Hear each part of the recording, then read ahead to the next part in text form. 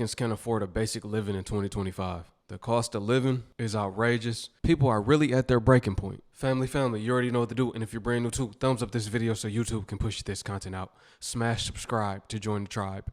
And ring the post notification bell as well. All right, let's get into it. All right, you know what's really starting to piss me off? These damn landlords in 2025. 1 bedroom, 1 bath, studio apartment. $1,800. $1,800? 2 bedroom, 1 bath rent house. $2,200. What? What the hell you selling over there? A damn mansion underneath that thing? God bless. I mean, I get trying to get all your money out of it, but damn, Susan. What the hell? We can't afford this shit no more. We can't afford it. In the year 2025, Gen Z, the average, I'm talking about like 20 to 25 years old, the average income is only $3,000. Average. I don't know about y'all, average. To get a house, I'm talking about if y'all like want to get a house to like own it in the future, or right now to like pay for it off like in the future, it's like $2,100 a month. You're only getting $3,000 a month, and your house is $2,100 a month, like $1,900 plus all the bills and utilities, whatever. What are you spending the rest of your money on? Because you still got to have a car to go to work. You still have to work. You still have to put gas in your car. You still got to eat. You still got insurance. Let's say all of that costs $3,000. You don't even have food to even do half of the shit that you have to do to get the money. So unless people just out here making a band $1,000, really not even that. If you're not making like $1,200 to $1,500 a week, you can't even live a little bit comfortably. And you're saying, oh, this a house. What if you got an apartment? I mean, shit, the apartment's damn near the same price. Fuck. Do you guys remember when you were kids and you're like, man, like $1,000 is so much money that you don't have $1,000? I remember I was like a tiny kid. I'm a millennial, so like let's call it like 1999, 2000. Like your parents don't have $1,000. That's too much money. That's a lot of money. And then once you get to like middle, high school, you're like the teacher's telling you if you make $40,000 to $60,000, you're gonna be doing really good. And it's like, man, okay, 60,000. You go to college and you know it's like, hey, you're a STEM major. The first, hey, your first year out, you should be in that 60,000 range. So somehow adults making under 80,000 now can't live comfortably in any state. How did this change so quickly? We went from, 60, 70,000 being like, dang, that's a good job. Like pretty much anywhere. I remember as a kid in Los Angeles, my dad making 60 something thousand a year. We owned a home. We had 2 cars that we leased every single year, and we went out to eat every Friday. And when we went out with groups, my dad would foot the bill. Now, $80,000, you're basically broke. That means like, it says can't live comfortably. I guarantee that number is based on living in an apartment, not having a family, not having a house. Because I know, at least for right now in the Bay Area, in some areas, if you make under like 110 a year, you're considered in the poverty line. So you basically could afford to have food stamps. Tell me this isn't insane. Forget 1,000. I remember when I was a kid, 100 was a lot. If I had $200, I thought I was rich. I didn't even have 1,000 as a kid. The most I got to as a teenager, I'm talking about 14, 15, 16 years old, was $1,000.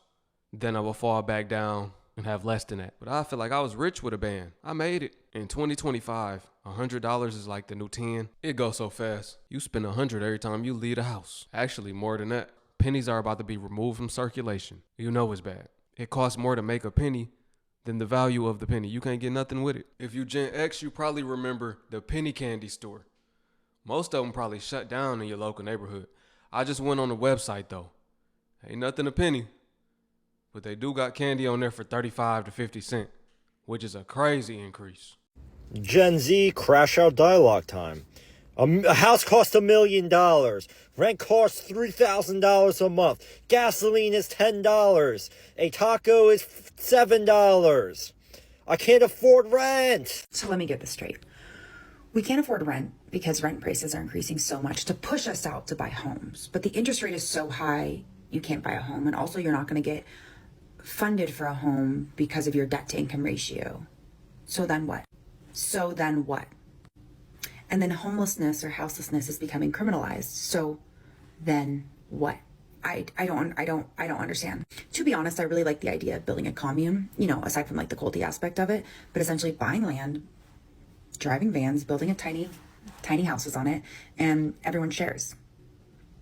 Hey everybody, my name is Tyler, and because of the out of control inflation that we're having in our country right now and rent prices being over $1,500 a month, I have been outpriced at the rental market, and I live here in my car full time, and I wanted to give you a brief tour. So starting with the bed here, it is a 3-inch memory foam mattress topper, super comfortable. I have about 4 layers of blankets, which keeps me warm, especially right now we've got 20-degree weather at night, so it's pretty cold. Moving over here, I have my cooler. I've had a few people tell me I'm not supposed to have this cooler because I live in my car, but it actually was a birthday gift last year for my 30th birthday, and I just can't part with it. I absolutely love it. Keeps all my food cold and fresh for days. I absolutely just adore this cooler, so I'm not going to get rid of it. And in the back there, you can see I have 2 really comfortable pillows. Do you realize that it costs money to exist anywhere in the United States? Like, there's almost nowhere you can just exist. You gotta pay money. It's either you're renting or you're paying for a mortgage. If you're gonna go anywhere, it's usually you have to drive or take public transportation. That costs money while you're on the way to the place you're gonna go, which you're gonna spend money at that place. Usually it's gonna be a grocery store, it's gonna be a gas station, or you're going to work, trying to make money so you can spend the money. But like living in an RV or a van in the United States more massively opens up your eyes to the fact that you can't just exist anywhere without paying for it. Like, I'm in a public park right now. Thank God for those, because otherwise it would just be parking lots. And I've even been eyeballed in parking lots just sitting there, like, we're asked to move, like, because you're not going in and patronizing. So you can only be in that parking lot as long as you're going to be spending money on the businesses that are there. Okay, well, I can stay in this park during the day. I cannot stay overnight. I will have to go somewhere. That would be a campground, which I hate. I don't do campgrounds. I know there's other ways. I know there's Walmart, there's Cracker Barrel, there's Hip Camp that's still paying, there's Boondockers Welcome, you're still essentially paying. Yeah, so rent is just getting really, really difficult to afford here in the U.S. People are having obviously a really hard time with finding a home, purchasing a home even, and, just even renting a place. One thing I've seen a lot of people say that they're not willing to live with other people, to have roommates, or to, necessarily even live with family. And I think that's something that a lot of people, it might be very helpful to explore. And it doesn't have to be permanent if you don't want it to be that way, but temporarily it can be extremely helpful and beneficial to each other, because whoever's home that you are living in, if you pay a small amount of rent to them, then that's going to be, mutually beneficial. 150K is middle class now, so you got to be making $250,000 per year just to be all right, just to afford a basic life. I think that's a fair number, $250,000. Back when I was young, $250,000, I thought you was rich. If somebody made $250,000, they could provide for their whole household, their kids, and anytime somebody called them, they had money to give. Shoot, even off 100K, but not no more. This video is from last month, June 10th, 2025. Americans are opening up about their struggles to afford basic needs. But let's get into it, y'all. Let's get into it. In a recent CBS News poll, 2 out of 3 Americans told us they're stressed about their own finances. 3 out of 4 said their incomes are not keeping up with inflation. That's a lot of people struggling to make ends meet. And starting tonight in our series, The Cost of Living, you'll hear some of their stories in their own words. First, a single mother of 3, ages 1, 4, and 8, trying to make ends meet on a teacher's salary of $37,000. Sweet, we're ready to rock. My name is Michelle Boisjoli. I am 37 years old. I am a teacher in St. Louis County, Minnesota. Since the price of eggs, bacon has gone up, we've done a lot more cereal. Eat it with your spoon. You gotta stay safe in the car, right? I've had to take on a second job just because everything has gotten so expensive. Hi, baby girl. I've been a teacher since about 2008. I love my brown shoes. I love my brown shoes.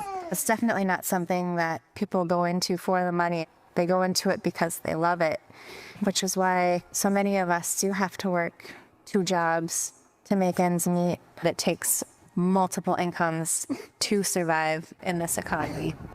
Yes. I just left work and now I am gonna go door dashing for a couple hours. It looks like our first delivery. We have to go to Burger King. Thank you. So this first one is $4.50 guaranteed, and then sometimes we get tips. That's a lot of people struggling. 3 out of 4 can't even afford the basics. They have to turn to gig work, like DoorDash. The sad part about this, DoorDash is testing out drone deliveries as well as Amazon. That's a lot of jobs and additional income that's coming into people's households that will no longer be there once that's rolled out throughout all 50 states. You see, when drone deliveries are in, they're not going to need people. And what are these people going to do that are dependent on DoorDash and Instacart, Grubhub, these food delivery applications? I always grew up thinking about the stereotypical American dream where you own a house and you have a yard to play in. And I think that dream is dying. I try to make every dollar count. A lot of the time, I'll just wait to feed myself until the end and then just eat whatever leftovers the kids haven't touched. Real parent. Put your cute little bib on. A lot of the people making the decisions for us are wealthy, don't know what it's like to work 2 jobs, don't know what it's like to have to pay for gas with quarters, and yet they're making the decisions for us. Very true. If they knew a little bit about the average person who is fighting every day to make ends meet, I think that maybe they would make decisions that were actually helpful for the average. It's not like they're unaware. It's that they don't care. Now, if they cared or if it was them, then that would be a different story. But they up on a high horse, not worried about a thing, getting greedier and greedier, making more and more money, while the average American is struggling, suffering, going without.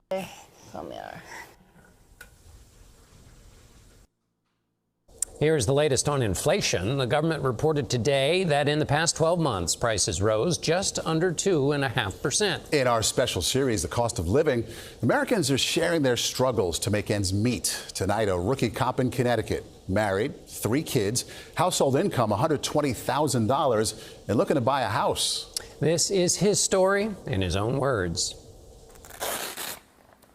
My name is Anthony Bartolini. I'm a police officer in Waterbury, Connecticut. I'm 29 years old. I've been a police officer about a year. Let's go. But every day is a struggle for me too. If I still have to worry about my next paycheck, where my next meal is coming from, I'm just like anybody else out there. Good morning, it's Officer Bartolini. I'm patrolling streets because you want to make sure that if you see something, you can do something about it. Dispatch 1. So I've been looking at houses pretty much every day. I wanted to buy one for a few years. To put 20% down on a house, that's a lot of money. Even I can't do it, working double shifts. In today's economy, even if I got a second job, I wouldn't be able to afford it. How was your day? Good. My wife Sarah and I were waiting for our daughter to get off the bus. We'll eat something real fast, then we'll go look at a couple homes. Oh, there's a bone in here? There is, yes. There is a bone, yep. We've been having trouble finding the right home because the bigger the house you want, the more expensive it gets. And we need the room for the family, the dogs. They need a yard to run around in. Turn right on George Street. I like the neighborhood. Seems quiet. There she is. Hello, come on in. We have 3 bedrooms on this level, 2 full baths. It's a very nice house. What price point are we looking at? Probably around 300 to 325. There has been a low supply, but there's still a demand.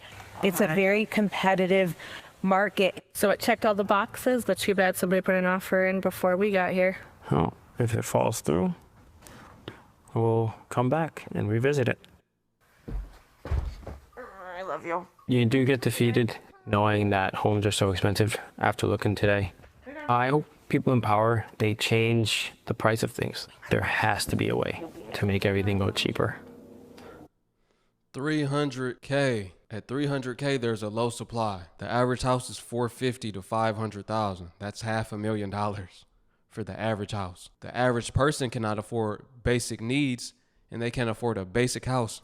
This isn't nothing extravagant. And for 300 and something thousand, they might not even have no houses in his budget. I used to look up houses years ago, and I would see a large inventory of houses for $300K. Mini mansions. especially in the down south areas. Fast forward to 2025, you probably can't even get a bando for that low. There's no way that it can just keep going up and up and up, because then people won't be able to live. It's just so expensive. No one will be able to afford anything. Inflation has been moderating in recent months, but prices are still nearly 24% higher than at the start of the pandemic. In our series, The Cost of Living, Americans are telling us about their struggles to make ends meet, and we conclude with a widow on Social Security. After rent, she has less than $200 to live on. Here, kitty, kitty, kitty, kitty.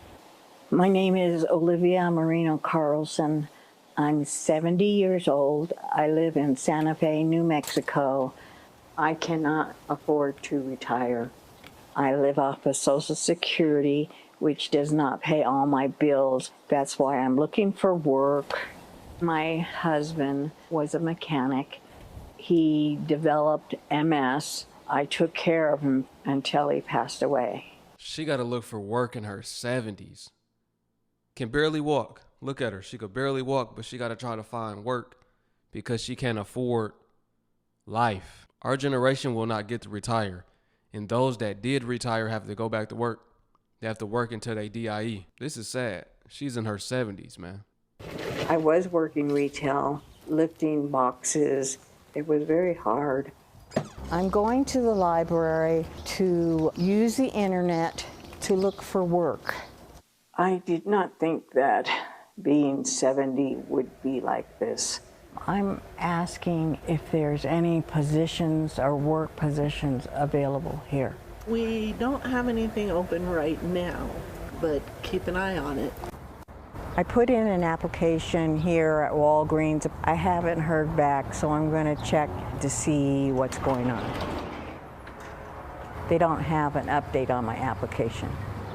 The cost of food has gone up. Every time I blink, it goes up. I get better prices here. You chose me $10.25?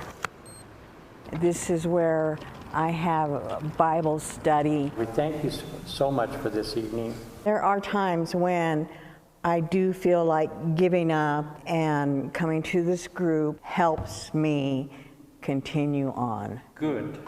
Right. My greatest obstacle right now is